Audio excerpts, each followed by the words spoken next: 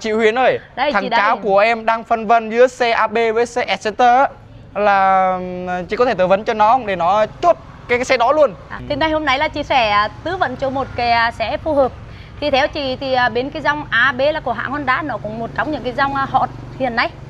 Nó là thuộc về xe gá, còn xe S155 là dòng xe của Yamaha. Thì 155 bây giờ thì chị vẫn nghiêng về cái 155 hơn. Mình đã có đơn mà. Đúng rồi. Mình đã có đơn, mình sẽ sử dụng 155 tại vì 155 nó thể hiện được cái sự ngầu và men. Đấy, có vợ đẹp. để xong có vợ. Đấy. Còn nếu mà xe AB là khi chúng ta ví dụ sau này mình có gia đình có vợ có con nữa thì mình sẽ thứ nhất là mình chiều vợ là mình mua một cái xe gá để cho vợ đưa con đi học. Còn bây giờ mình đang cô đơn thì mình sẽ tận gái thì mình sẽ đi 155 phù hợp hơn nhé. Ý em thế nào? Ý em thế nào? Ok. Chốt nhá. Thôi thì bây giờ xem xe luôn các bạn. Mời mọi người vào xem xe nhá.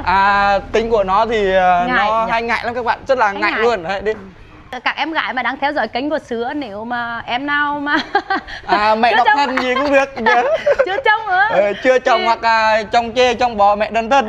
Để có Sứa thể mình tìm hiểu cháu này nhá. Chị với em kiểu con gà tung vía. Ok. Chứ giờ xe đã có rồi đấy, mỗi thiếu vợ nữa thôi, nhà có xe có thiếu mỗi vợ. Ủa, là bên này đây 55 nhỉ? Nguyên cái giấy này là 155. Nó chỉ dao động giá từ 27, 28 cho đến 37 quay đầu. Mà những cái dòng xe này là chị sẽ bảo hành bảo dưỡng cho em 12 năm. Đặc biệt bên chị là rửa xe miễn phí và bảo dưỡng miễn phí khi nào không còn xe thôi nhá. Em chọn đi, chiếc nào chỉ có việc chỉ cái là được. Này đúng không? Nó đây cái này này. Ok, chốt nhá. Ok. Chúc cho em là không, đi dắt cái xe vào này. đây chúc sao chứ. Sau 47-49 lần chọn thì cháu cũng đã chọn được cho mình là một chiếc xe Exciter 155 màu trắng nhé các bạn, cực kỳ đẹp luôn. Riêng mình nhìn mình cũng rất là thích luôn đó các bạn. Đấy, cũng Sapa làm đẹp rồi, lắp phụ kiện rồi. Đấy, cũng ok rồi. Bây giờ thì cũng xong xuôi đi về. Tôi có rửa không? Hả? Có rửa xe không?